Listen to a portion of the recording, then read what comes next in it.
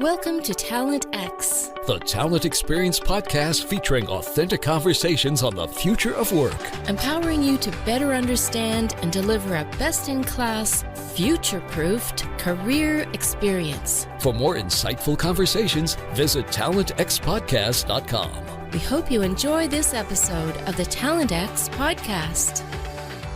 Hello, it's Rhonda Taylor, your host for Talent X, the podcast that addresses the talent experience.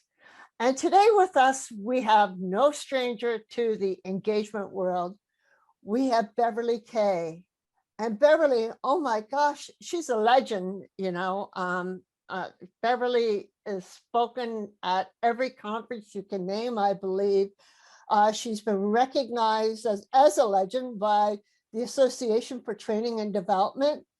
She has earned her doctorate at UCLA. She completed her postgraduate work at organizational development at MIT Sloan School of Management, and she earned her master's degree from George Washington University. She then went on, and with all the knowledge that she had in time, she created Career Systems International, CSI. And I think, Bev, that's how I actually got to know about you. I can't believe it. I think you've owned that organization for 30 years, I believe. So Beverly, did I miss something in introducing you? Oh, only that I have a wonderful husband of 47 years and a wonderful daughter of 32 years, and a wonderful dog for 18 years who we had to say bye-bye to. And that's me. Yeah.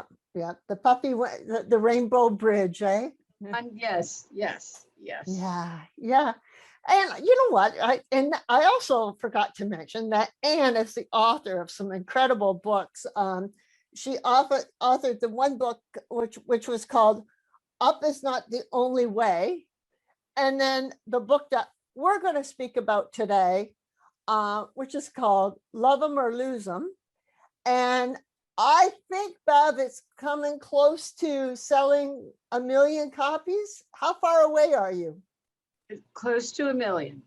I think we're at 800,000 last I looked, and I aim to hit 1 million. Good for you. So you know what, Bev, let's talk about the book. You just ended up republishing it again, and tell me why did you republish it?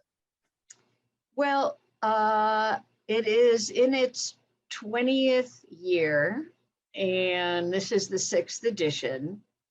And every 5 years or so, something changes globally that tells my publisher, let's look at that book again. I think I'm the only book he's ever published that's had 6 editions. And this one, he said, I want you to show the connect between inclusion and engagement. And I thought that was an interesting challenge. And my co-author and I are not diversity inclusion specialists, but we delved in to learn what is the difference really between engaging someone and including someone. And we found they're soul sisters, if you will. And so the publisher said, I want every single chapter to make that connection. And that's how we grew the 6th edition.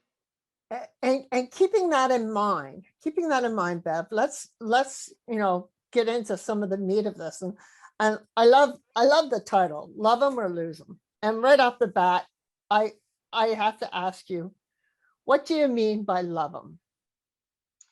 So, that word love, when we first wrote the book in 1999, our publisher said, can't you find another word because love on a bookshelf and love as a business book.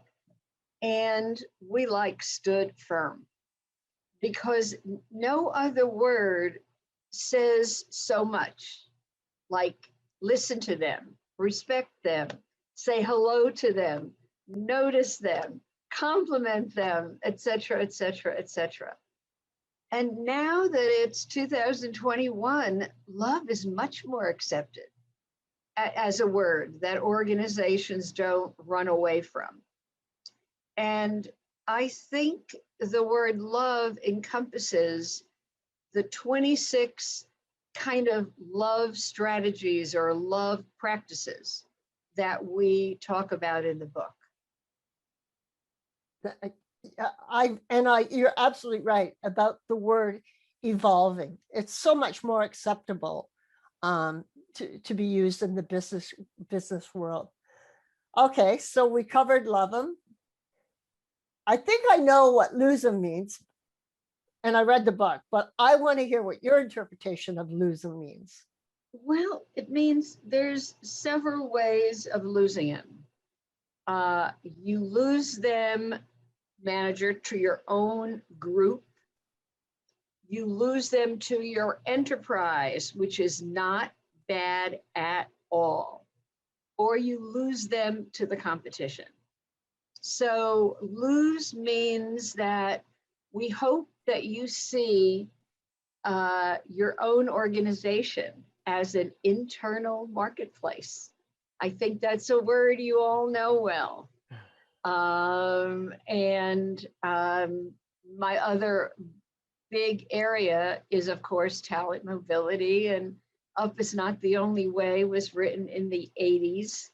And I think that we want talent to stay in the enterprise and see all those options for moving within the enterprise.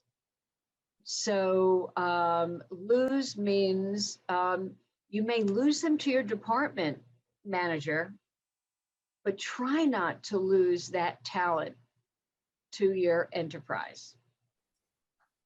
And you brought up a really good point there, Bev, because sometimes when leaders and managers hoard their talent, they don't realize that they're really setting up to lose that talent.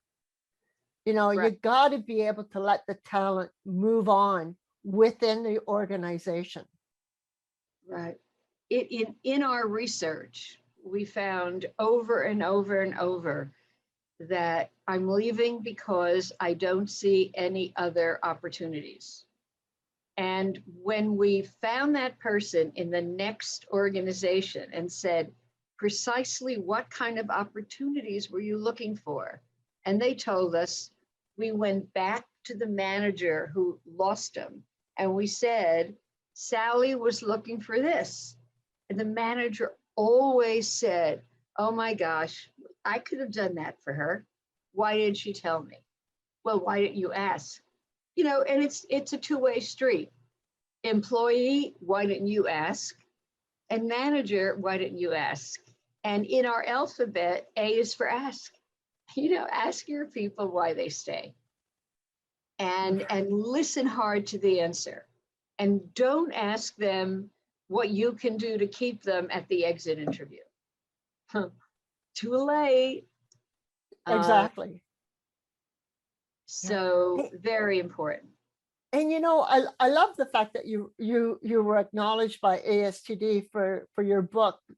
There's about other ways than up, and we're witnessing that in today's marketplace, that people are not necessarily wanting to make a career move up the ladder to success, but they're looking to maybe make a lateral move. Well, they're wanting to make a growth move.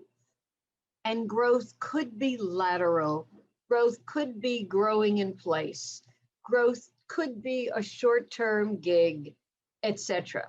Growth could even be, I want to go back to being an individual contributor. The management role is not for me. And I wrote about all of that in 1982 when the first edition of Up Is Not the Only Way was published. And I know Amazing. that your CEO knows that book well. That- I'm sure she read that book before she started considering the publication of her own book. I'm sure, you know. Right.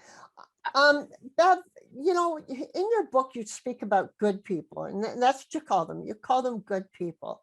What constitutes a good person? You know, it's my other big beef that I've had for the 40 years of my career, and it's not just about your high potentials. Do not ignore your massive middle. And the massive middle is filled with treasures that you just haven't noticed. So again, to what your organization stands for, you don't have to go outside to find talent. It lives under your nose, but not all talent knows how to raise their hand and say, choose me. I fit that. And we have to make that easier for them. So I think it's critical. You know, I remember a good friend of mine was Roosevelt Thomas. He's one of the founders of diversity, passed away a number of years ago. And I said to him once, what does diversity mean? And he said, I'll never forget this, he said, it's the maximum use of the skills of the workforce. And I said, well, then the workforce does not know how to say, here are my skills. And their managers don't know how to say, let me learn what your skills are. So it's this mysterious cloud around skills. That is another area that's very big right now, and something that I know Fuel 50 is fueling. Right, right. And you know, when it comes to diversity, you want to get away from, you know, there's that really neat gig assignment and the tap on the shoulder to somebody that you know. You know, you have to get away from that, because the tap on the shoulder does not necessarily go to the most qualified person. Right, right. And I say that good people is anybody that it would break your heart to lose. You know, anybody that's critical talent. And I'd say, have you told that critical talent how critical they are? You know, have you said the words, you know, I want you to stay. I want you to stay on my team in this organization. What can I do to keep you? And we Right. ask that magic question, what can I do to keep you, at the exit interview? Shame on us for that. So good is anybody that you would not want to lose. Look deeply, look broadly, you know, and be colorblind. Exactly. Exactly. And you know, in your book, you spoke about good, you know, that you talk about getting good people to stay, you know, and you obviously have a methodology about this, but you know, how do you get good, how do you go about getting good people to stay? Right. And by stay, I mean not just plunked in that seat. By stay, I mean I'm engaged, I'm turned on, I'm looking at other ways to add to the organization. It's not just tucked in, it's tuned in and excited about what they're doing. So the way we teach it, because we've been teaching this for 20 years, is you can't teach 26 practices. So we said, now let's see how they group. And we say a talent-focused leader, an engagement-focused leader, even an inclusion-focused leader. does three things. They grow their talent. They show their talent where the opportunities are. They grow them. And there's a constellation of letters, because the book is written according to the ABCs, that fit into growth. Then we say a talent-focused leader builds relationships with every single individual. And there is 6 or 7 letters in the alphabet. We call them practices or strategies that really build relationships. And then we say, and the talent-focused leader builds a culture that people want to come to. So all the letters, as Sharon and I tried to build it alphabetically, fit into those 3 clusters. And then we had 4 left over that we didn't know what to do with because they fit in all of them. And that was the A, the B, the N, and the Z. And the A was ask. Primarily with every single strategy, manager has to learn how to ask. Ask your people why they stay. Ask your people what the best part of their day is. Ask your people what the worst part of their day is, so you get to know them. Second is buck. Buy into that you can do something about it.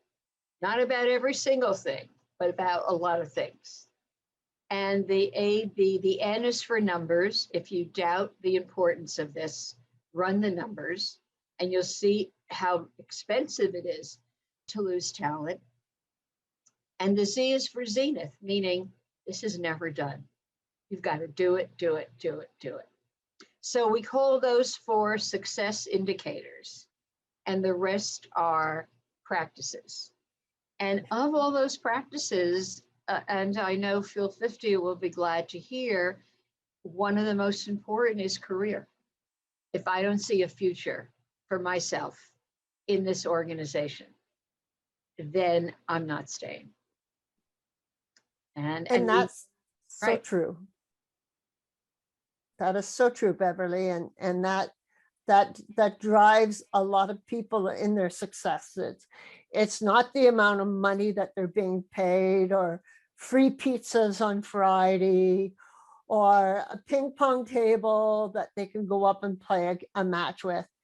They want to know where their future is within the organization. That's right. You're bang on. Yeah.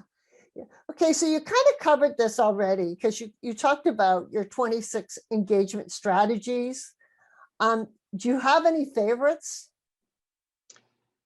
You know, one of my favorites is the C for career, because that's my other whole big body of work. And there are several chapters in the book about career. But I think if I'm not fueling my passion, then I'm gonna not give you my all, or I'm gonna leave. The other favorite chapter turns out to be the J for jerk. We had to put that in. It's been in the book for the past 20 years. And when again, our publisher said, why do you have to put that one in? It's a negative. We said, we have to, because we followed up people's exit interviews. And they said, whatever, a better job, more money. We found them in the next company. And we said, we have your exit interview right here. Why did you really leave? Are these the factors? Almost to a person, they said, well, not really.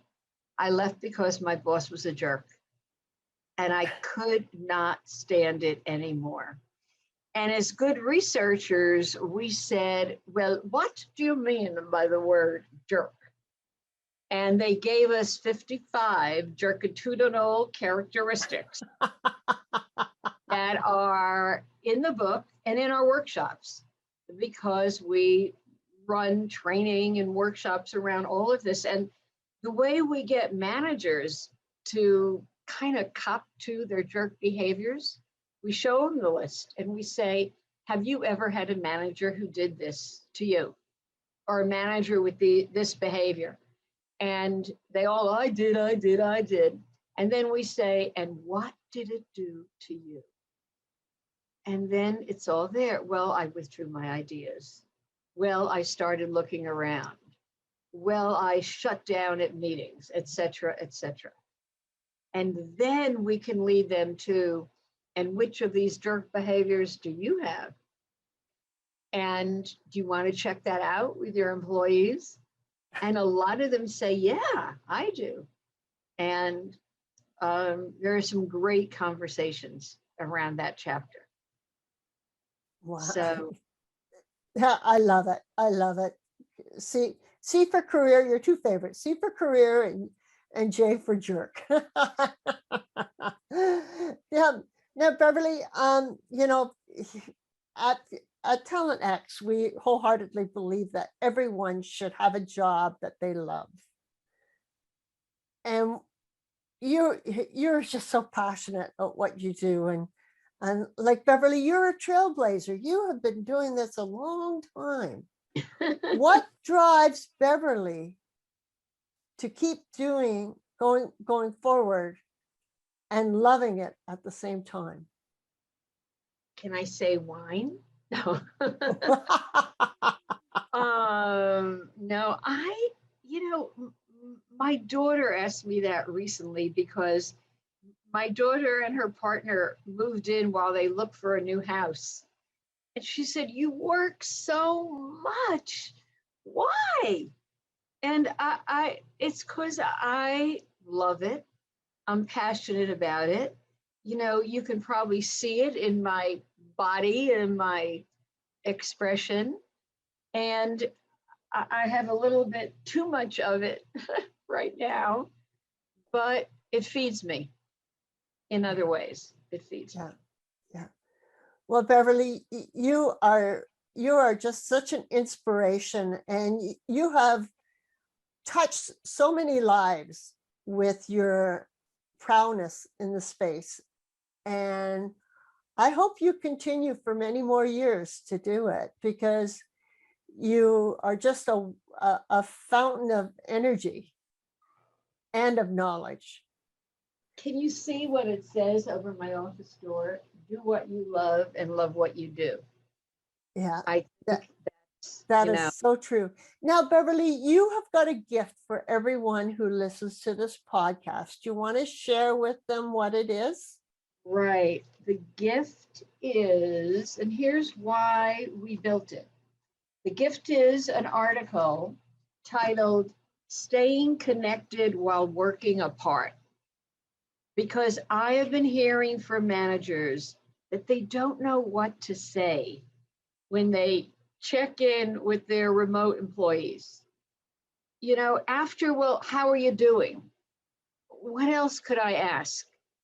So we took the A to Z's, and I brainstormed with one of my trainers, and we said, here's 26 ways to start a conversation with a remote employee. So I will make that available. They can probably get it off my website, and we'll figure out how best to make that available. Yeah, we will be putting a link with it attached to this podcast for anybody who sees it on our website at a later date. So, and on that note, Beverly, again, thank you. I wish you the best of luck in your new endeavors. I hope you hit 1 million, by the end of 2021. What a great celebration! The end of COVID and your book hitting 1 million. So this is Rhonda Taylor from Talent X saying, take care of yourselves. You know what? The sun is starting to shine. Bye all. Thanks for listening to this episode of the Talent X podcast. For more talent experience and future of work conversations, visit talentxpodcast.com. Follow us on Twitter at TalentX Podcast. Or join the conversation with #TalentXPodcast on Facebook, Instagram, LinkedIn, or Twitter. TalentX, the Talent Experience podcast, was brought to you by the fabulous Fuelies at Fuel 50.